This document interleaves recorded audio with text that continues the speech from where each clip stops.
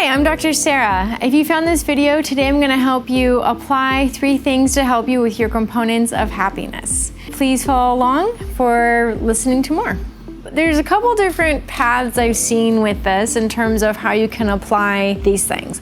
I generally see the things that you're afraid of or the things you feel passionate and excited about and love are kind of 2 different methods to take. So figuring out, okay, what gets you excited? What makes you feel passionate? What makes you feel alive? Is there a type of yoga that you like? Like I really like yin yoga and restorative yoga and more like gentle yoga. That's exciting for me. Other people, they want to do swimming with sharks and things like that.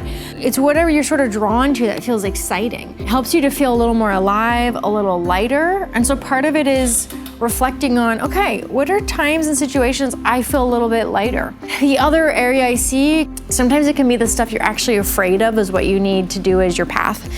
So if you're afraid, let's say, to get clean from some kind of drug, if you're afraid to apply to a job and go for the interview, if you're afraid to go on a dating app or go on a date, maybe that's your path. Follow your fear. What are you afraid of that is stopping you, limiting you? There's some traditions that say that hell is being stuck. You're trapped. You're not able to get out of the cycle that you're in. One way of getting out, you could say, is following stuff that makes you feel alive, lit up, happy. But it can also be finding that edge where you are feeling afraid, but you're like, this is probably a good thing.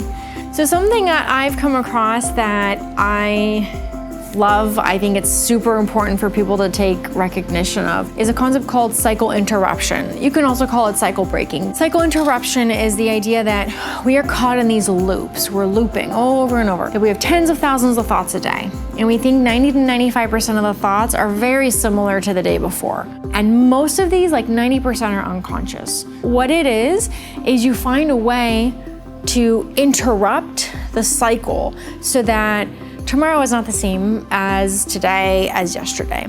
Interrupt the obsessive thinking, the patterns. So it's different for everyone. It might be for one person turning their phone off for 4 hours and having a break from any technology. That would be a form of cycle interruption.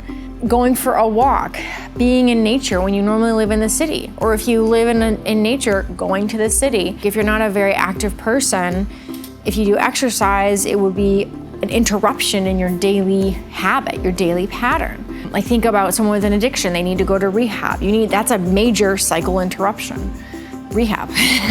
The problem is we adapt. And the cycle, your thing you use for cycle interruption can become your new habit.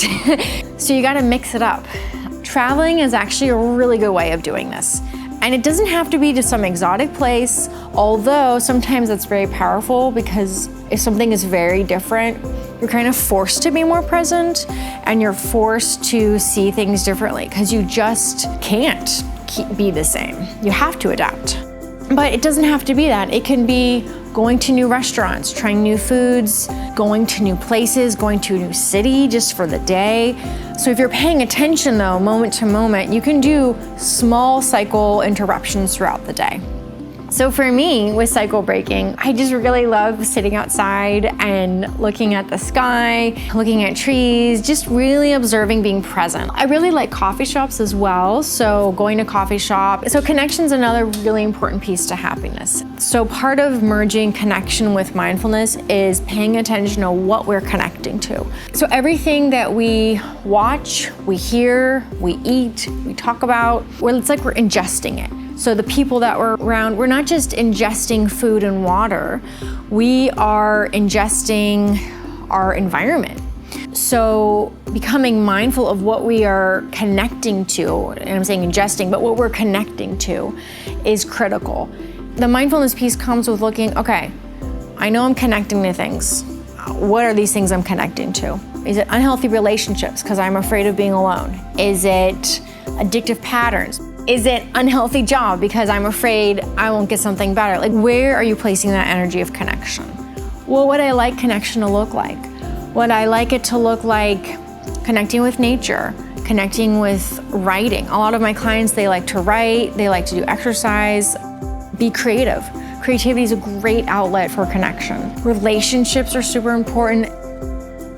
With the lasting effects of COVID and even, you know, the after effect of it, the aftermath, I've seen an interesting phenomenon with a lot of people where they lost a lot of connection, they became a lot more isolated, but then because we're always connecting, they connected to new things, meaning more video games, more pornography, more addictions, food, because they changed the connection piece and it became unhealthy.